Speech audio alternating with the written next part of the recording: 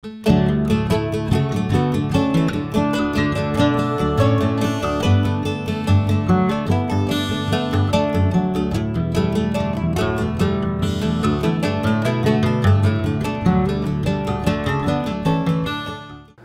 então você que nos acompanha em mais um vídeo aqui no AgroSerra Podcast, sejam todos bem-vindos então a mais um episódio nosso. Hoje temos um convidado aqui da casa nossa, né, Renan? Seja bem-vindo aí ao AgroSerra Podcast. Obrigado, Eduardo, obrigado pelo convite, obrigado ao AgroSerra Podcast. Eu me chamo Renan, sou formado em técnico em agropecuária, também em administração e sou pós-graduado em Economia e Gestão de Agronegócio. Eu trabalho atualmente na Cotriel e vim aqui para falar um pouquinho com o nosso amigo Eduardo sobre a questão dos produtos herbicidas. Isso. O Renan é bem de casa, porque nós aqui, ele deu uma mão grande, né? Então, como ele também é meu cunhado, né? A gente discute muito sobre lavoura, né?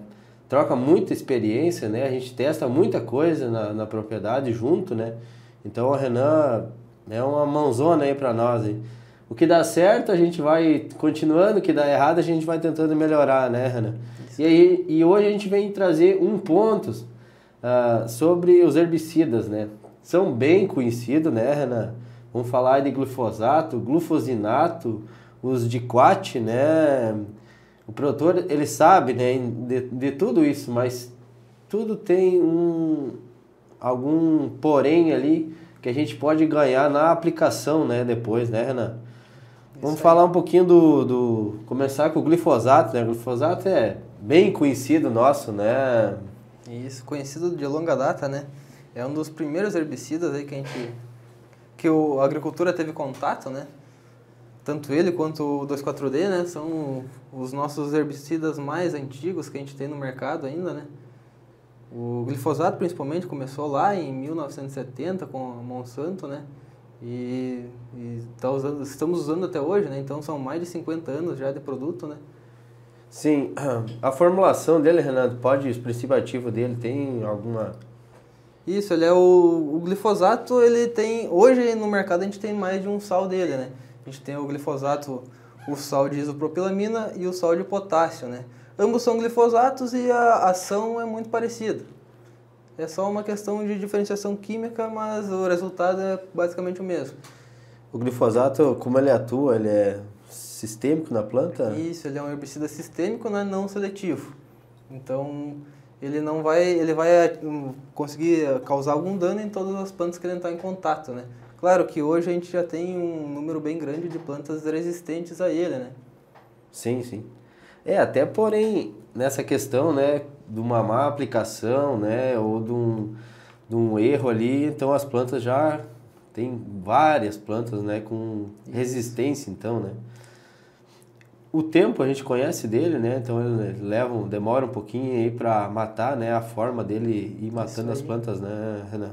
Isso é produto sistêmico em geral, né, ele vai levar de algumas horas até alguns dias para poder matar efetivamente a planta, né? E aí essa questão do tempo que ele demora para matar, demora muito também de porte de planta, condição de aplicação também, né? Aí a gente vai entrar assim, em questão de aplicação. O glifosato, isso todo mundo usa, obviamente, né? Mas ele tem se tu tem a temperatura mais ideal, a questão da luminosidade é uma coisa que tem que se cuidar também, né? Que às vezes a gente não percebe, ou a gente faz na corrida lá, né? Querer fazer alguma coisa. Influencia ou não esses tópicos aí, Renan? Influencia bastante, né? O glifosato, principalmente, ele precisa de luz para funcionar, né? Como ele é um produto sistêmico, ele precisa de luz para funcionar. Então, se tu aplicar com uma condição de sombreamento, um tempo nublado, né? Ele vai perder bastante o efeito dele. E essa questão do efeito dele vai variar conforme, claro, a temperatura, a umidade, né? Mas a aplicação sem luz aí vai baixar bastante a questão do efeito dele, tanto a curto prazo, assim, tu vê um início de intoxicação na planta, né? Até de não causar efeito nenhum, né? Qual é o tempo mínimo, assim, Renan, para ele ter eficiência? Isso a gente fala aí, principalmente no glifosato, né? O ideal seria que tivesse aí pelo menos umas 2 horas de sol após a aplicação. E isso seria sol, não questão de luminosidade mesmo, né? Por ele ser um produto sistêmico, então ele precisa de sol para poder translocar para dentro da planta, né? Tem alguns produtos no mercado que prometem agir em menos tempo, né? Mas o ideal seria em torno de 2 horas aí, até porque daqui a pouco tu vai ter algum outro produto junto que vai precisar um pouco mais de tempo, né? Questão das misturas, cara. O glifosato dá para misturar com quase todos os herbicidas? Praticamente todos, né? Ele é um produto bastante versátil, né? Então, dos produtos que a gente tem hoje disponível no mercado, digamos que ele é o que mais aceita mistura, né? Claro, ele tem alguns pontos, assim, dessa questão de mistura, né? Que, por exemplo, a mistura do glifosato com o 2,4-D tem que tomar cuidado com a questão da concentração do glifosato, principalmente, né? Não colocar um glifosato muito concentrado com um 2,4-D muito concentrado, que aí vai dar problema na cauda, né? Mas, em geral, o glifosato a gente pode usar praticamente com tudo, né? Isso, essa questão do 2,4-D a gente aplica, mas é uma questão que a gente não se percebe. E até eu não sabia, até a gente fez um curso aí de NR31, né? E então ali foi esclarecido essa questão aí que eu principalmente não sabia, não me lembrava, né? Sim. Questão do glufosinato, já é antigo, né? Muito se usa, né? Hoje, né? Já tem um poder maior, né? De eficiência aí em várias plantas, né, Renan? Isso. O glufosinato ele surgiu um pouco depois do glifosato só, né? Eles são umas moléculas meio que a gente brinca que são primas, né? Mas eles surgiram assim muito próximos, né? Mas por muito tempo a gente não sabia muito como usar ele também, né? E os últimos anos a gente vê que o crescimento no uso foi bem grande. Porque é um produto bastante versátil também, tu consegue fazer mistura com vários outros produtos, né? E ele tem uma eficiência muito boa, principalmente na questão das folhas largas, né? Que o glifosato tem perdido um pouquinho dessa ação nelas, né? A formulação e o princípio ativo, tu sabe? O glufosinato, ele é glufosinato de amônio, né? E a questão de formulação, existem várias concentrações no mercado, como o glifosato mesmo, né? Ele é sistêmico também na planta? Isso, ele é sistêmico na planta também, só que o efeito dele é um pouquinho mais rápido do que o glifosato. Alguns até confundem ele com um produto de contato por essa questão mesmo de, em poucas horas, tu conseguir ver alguma mancha, algum início de toxicidade já nas plantas, né? A questão da temperatura e o clima dele também é a mesma orientação do glifosato ou ele é diferente? São as mesmas orientações do glifosato, a questão de sol, de ter sol na planta quando aplicado, ele é até um pouco mais rigoroso do que o glifosato, né? O glufosinato, aplicando sem sol, ele praticamente zero o efeito dele, né? Então tem que aplicar com luminosidade, com folha seca, né? Sem orvalho, para poder ter uma eficiência. Sim. Mistura ele com glifosato, os dois juntos. Perfeito, funciona muito bem. Pode misturar sem medo que não tem problema. A gente tem misturado bastante isso pensando em dessecação mais leves, né? Vai muito bem. Claro que se tu pegar uma planta um pouquinho mais difícil de controlar, tu vai ter que, às vezes, até adicionar mais algum produto na mistura, né? Mas pode misturar sem problema nenhum. Só tem que... O maior cuidado que tem que ter é nessa questão dos horários de aplicação mesmo, né? Que é aplicar aí com as plantas-alvo sem ter água em cima da folha, ou seja, sem orvalho, né? E que pegue pelo menos aí umas 2 horas de sol em cima dessa aplicação para conseguir um efeito muito bom, né?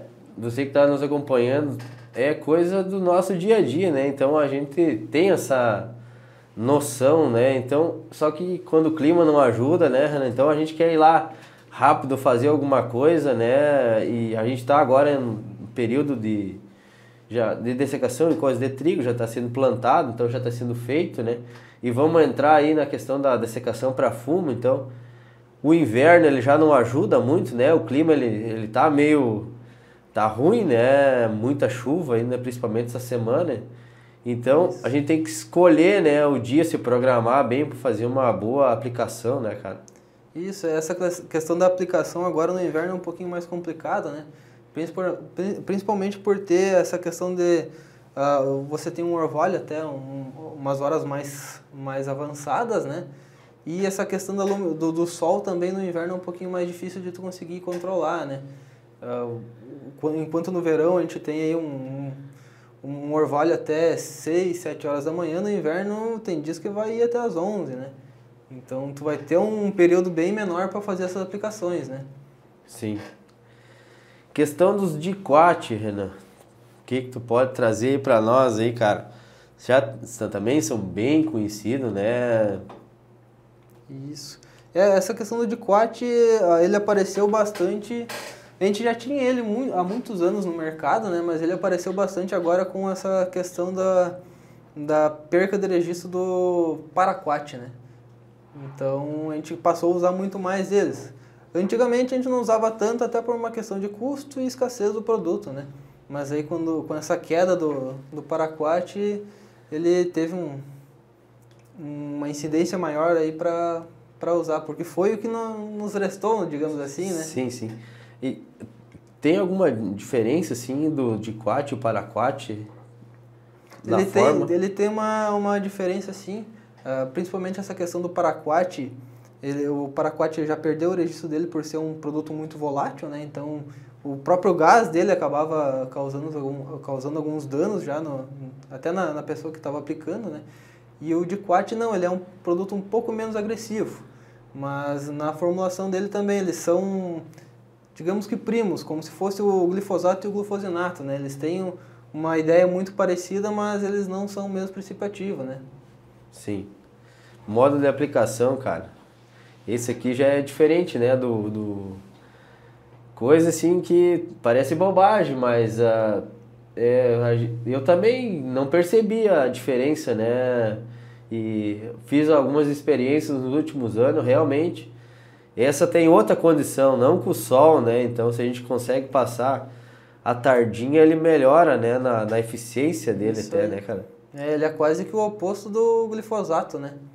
Então, enquanto os produtos sistêmicos a gente pensa em passar com o sol, né, com luminosidade, ele é o avesso. A gente pensa em passar ele com as plantas sombreadas já, né? Que seria mais à tardinha, fim de tarde, né?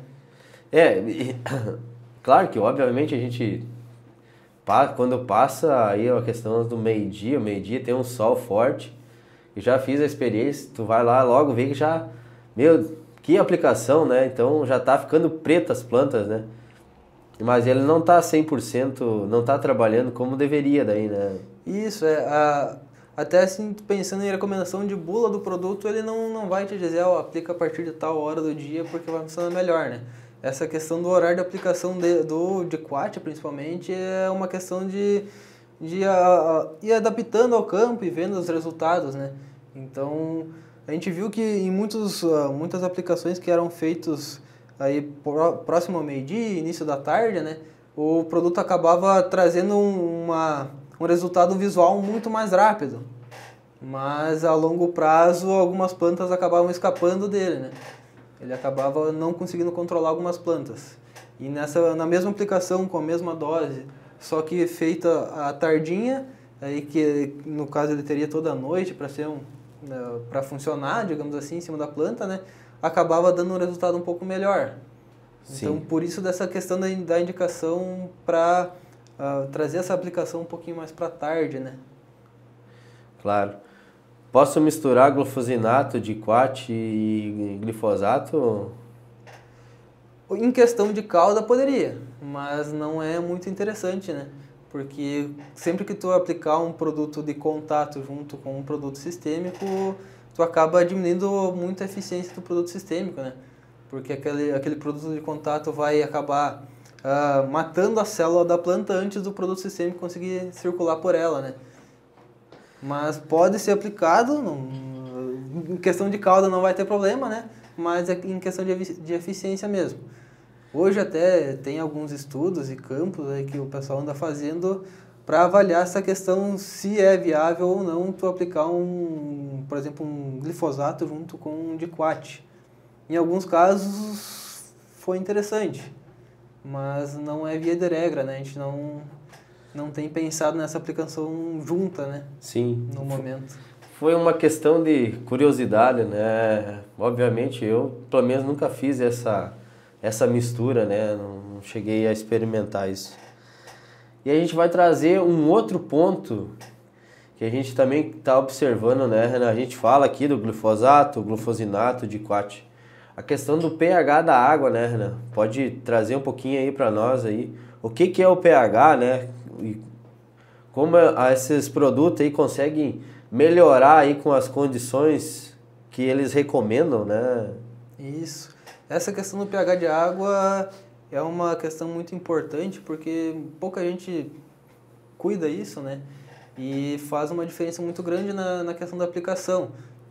Pense que hoje você está colocando aí em várias aplicações com misturas, né? Você está usando em torno de R$200 por hectare de produto, né?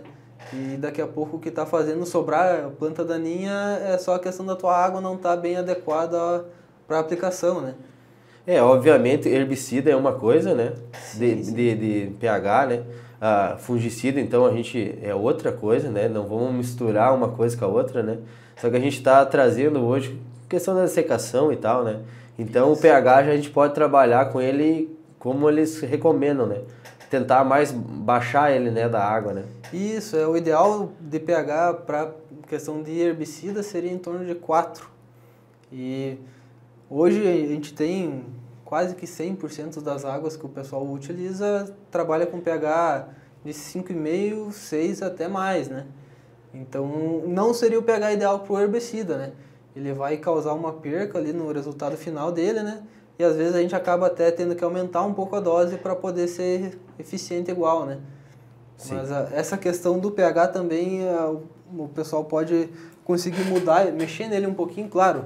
Vários herbicidas hoje já trabalham com essa questão de redução do pH já na formulação, né?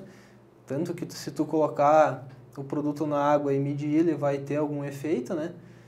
Mas o ideal seria que se tu tiver uma água com um pH muito elevado, acima de 6, por exemplo, seria tu usar algum produto para reduzir esse pH, para poder fazer essa aplicação de forma mais uniforme assim e com uma qualidade melhor, né? Sim. E nessa questão a gente trouxe até um aparelhinho, o Renan pode apresentar aí para nós aí, cara. A gente fez um teste lá em casa, lá no pai. A gente comprou, né? Comprou o aparelho, adquiriu. E então a gente aferiu ele também, né? Quando ele vem, tu tem que fazer a aferição, né, Renan? Então tu tem uns detalhes aí para deixar ele zerado, ia dizer o outro, né?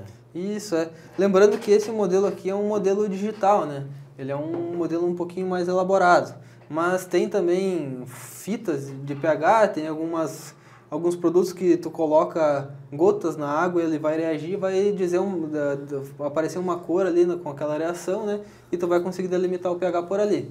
Esse medidor desse formato digital aqui, ele é um pouquinho mais fácil de usar, principalmente por questão de manuseio, né? Aí tu só depois de aferido, claro, né? Você vai só destampar ele e vai inserir no copo de água, né? E aí tu vai conseguir ter um resultado na telinha já, né? Isso. E a gente quer demonstrar para você que está nos assistindo, né? Os pHs da água, né? A gente tem aqui, esse aqui é da chuva, esse copo aqui é de uma cacimba e esse aqui é do poço artesiano, de um poço aqui, pegar água aqui da cidade. A gente vai colocar dentro ali, né, Renan? Vamos fazer o...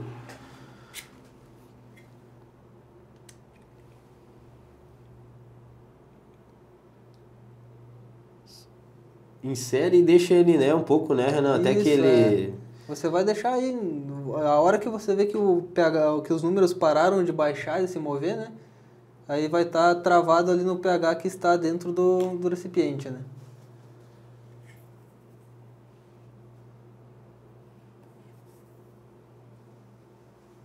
Isso, no caso esse pH aqui está 7, que é o Do artesiano, né? Isso.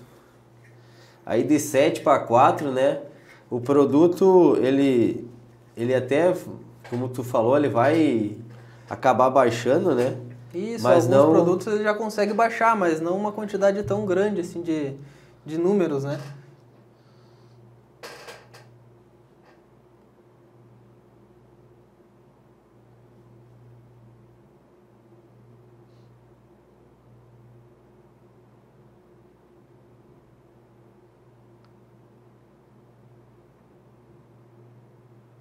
E água da cacimba aqui, 6,8, né, Ana? Também bastante elevado, né? 6,7, 8 aí, também é Isso. alta, né? Isso, um pouco menos já que o poço artesiano, mas ainda alto, né? Sim, Essa questão da água também tende a ter uma diferença na questão da profundidade também, né? Que aí influencia a questão da rocha, por onde ela passa, né? E às vezes acaba influenciando também na questão do pH, né? sim.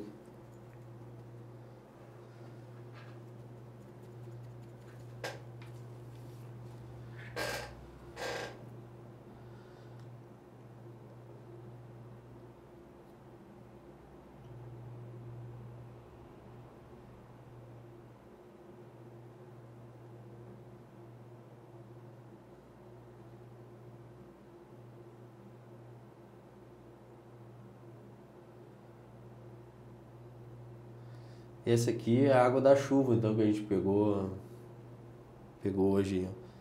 7,1.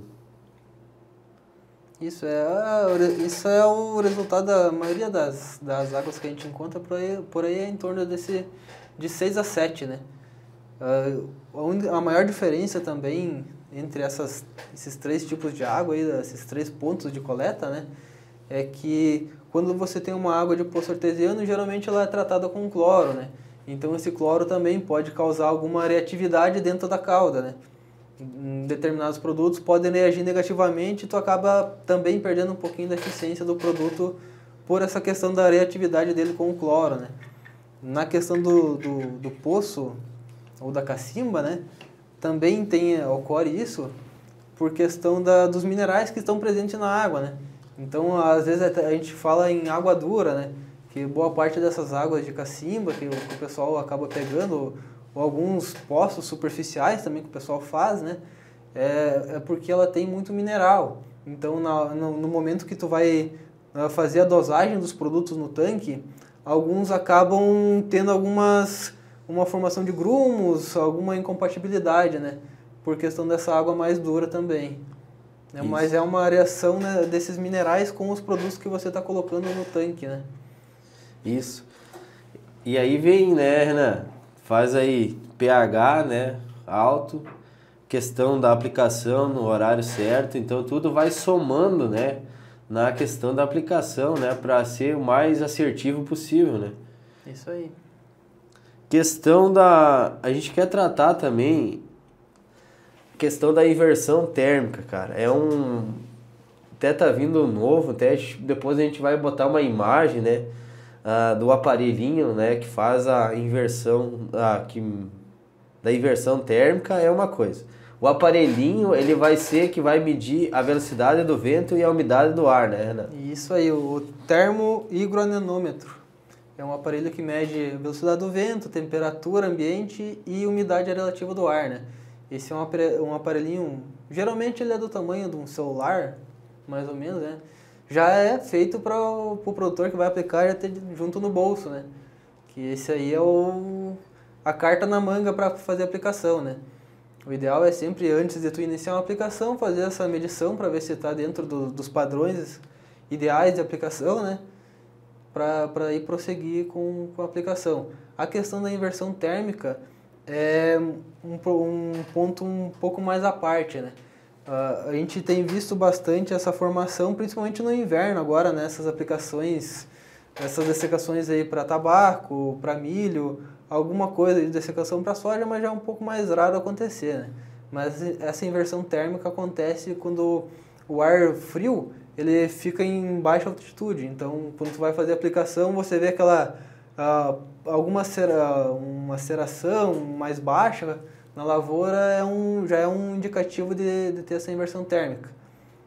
Pensando em poder ver mais fácil essa inversão térmica e ter uma ideia dela, né? O ideal seria de no momento da aplicação você produzir alguma fumaça para ver como ela se comporta.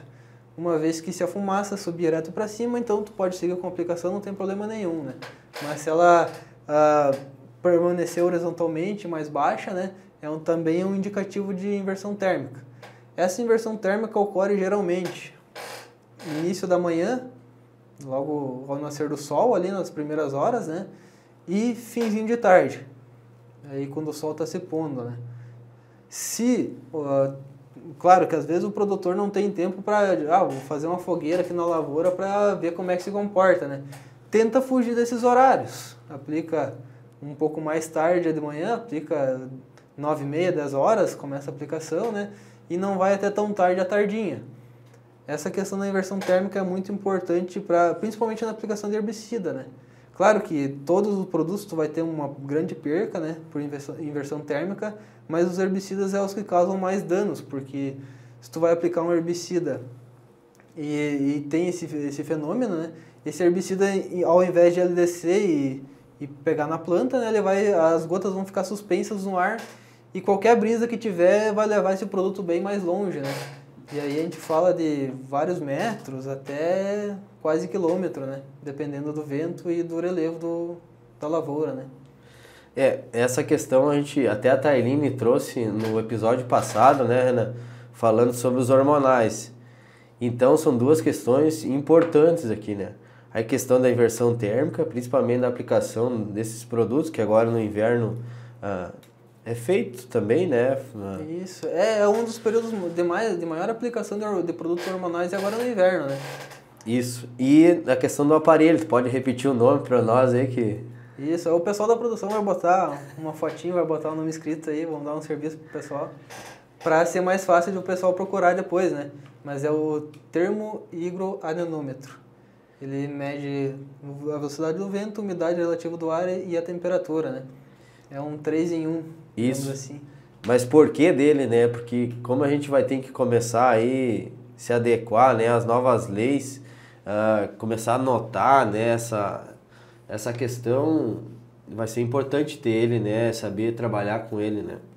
Isso, essa questão das normativas que estão vigentes aí no mercado, né, principalmente na questão dos hormonais, né, na verdade, está consolidando um processo que deveria ser de praxe das aplicações, né, que é essa questão de tu ter o teu caderno de campo no momento que tu faz a aplicação, anotar que temperatura que estava, que hora que tu aplicou, o que tu aplicou, com que velocidade de vento, qual a umidade, né?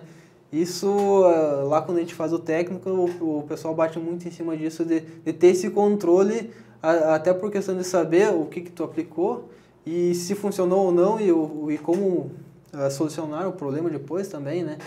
E hoje, nessas normativas que estão vigentes do hormonal, também eles batem muito em cima dessa questão do caderno de campo, né? Que seria o ideal de cada aplicador ter o seu caderno, né? E ali anotar cada aplicação que foi feita e fazer essa amostragem, digamos assim, das condições climáticas no momento da aplicação, né? E essa amostragem tu só vai conseguir fazer com esse aparelhinho, né? Questão que tu trabalha no balcão, assim, ali que tá no dia a dia com o produtor. A Cotriel, ela tem um método, assim, para estar ensinando, mostrando também essa questão aqui do cadastramento e dos hormonais. Tem que fazer o produtor vem ali para comprar, né? Então, tem que estar indicando, né, como faz também. A Cotriel tem um método, assim, para ajudar isso. Sim, a gente orienta o produtor a seguir o passo a passo ali para fazer o cadastramento, né? Que hoje o cadastramento é feito na inspetoria veterinária, então a gente orienta a que ele vá lá com as documentações necessárias, né? E nessa questão da aplicação também a gente está disponível para ajudar, auxiliar o produtor a fazer, né?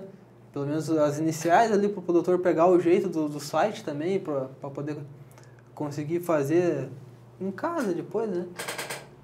Mas a gente tá disponível aí para auxiliar o produtor E claro, quem tiver alguma dúvida, a gente já vai explicando na hora ali, pode até sinalizar os números necessários para preencher, né? Que essas informações que o produtor vai disponibilizar para lançamento das aplicações, né? Algumas ele vai precisar desse aparelho para poder fazer a medição, né? E as outras estão contidas no receituário agronômico que vai junto com a nota, né? Então ali vai ter a dosagem, que o produtor já deveria saber também no momento da aplicação, dosagem, a questão a numeração da área T, isso ele também vai ser necessário ele preencher, né? Então isso já contém tudo no receituário agronômico que vai junto com a nota. Isso aí que a gente quis trazer hoje, né, Renan? A gente fala muito em casa, né, quando a gente está por casa lá e olhando as lavouras, né, tentar ser o mais assertivo assim, possível, né. O cenário ele já não é a favor do produtor, né.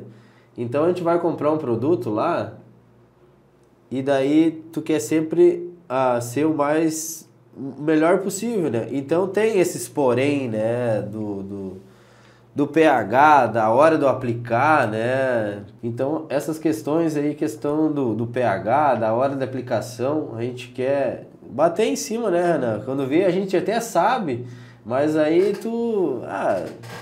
não tá favorável, vamos deixar, né?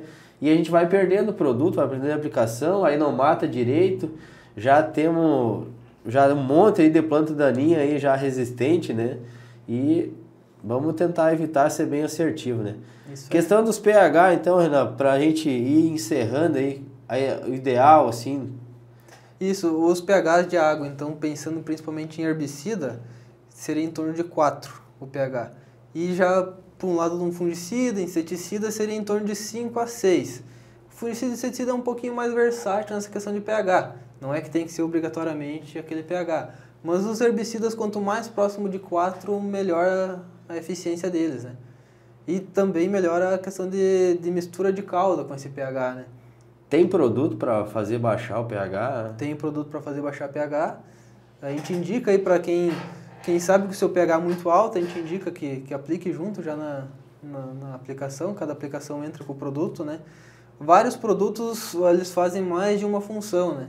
Então, muitos deles hoje oferecem digamos assim, um pacote, né, dessa questão de redução de pH, de ajudar a calda a ficar um pouco mais líquida, a misturar um pouco melhor os produtos, porque a gente tem vários produtos no mercado hoje que eles são um pouco mais densos, então ele demora um pouquinho mais para ser misturado no tanque, né? Principalmente agora no inverno que a gente tem uma água mais fria, né? Então ele também demora um pouco mais. Diante disso, a gente tem vários produtos aí no mercado que são já voltados para isso, para baixar pH, para ajudar a deixar a calda um pouco mais líquida, facilitar essa mistura dos produtos dentro da calda, né? E também nessa questão de deriva para ajudar a suprir a diminuir essa questão de deriva, né? Porque a gente muitas vezes acaba vendo os produtores aplicando e vai aquele pulverizador e um rastro de neblina para trás, né?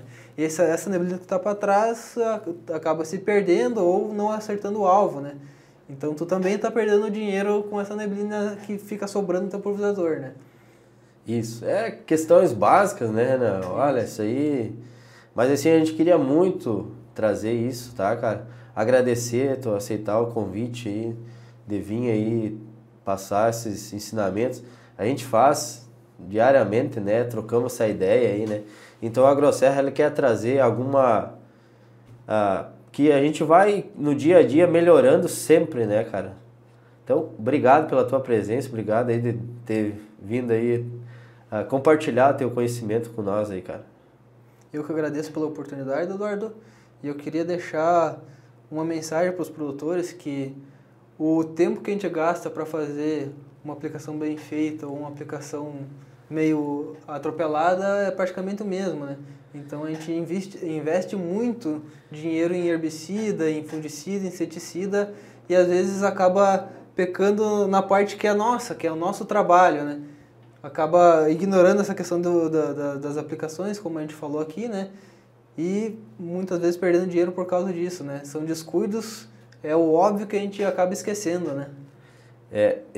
Só complementando ainda, René, quem faz uma aplicação via máquina, trator ou coisa assim, mas a gente tem muito serviço costal, então tu fazer uma aplicação via costal e ela ainda não funcionar direito, né? Aí, né? Então, vamos lá, produtores, vamos se ligar, né? Isso Na aí. dica, né? Obrigado, Renan. E muito obrigado a você que nos acompanhou aqui. Se tiver alguma dúvida, pode chamar nós aí, né? Ou tiver alguma experiência que foi feito, chama nós. Segue nas nossas redes sociais, lá no canal do YouTube, que já tem vários vídeos postados lá. Se inscreve no canal, Facebook, no Instagram, vai ter alguns cortes lá também. Muito obrigado, até uma próxima.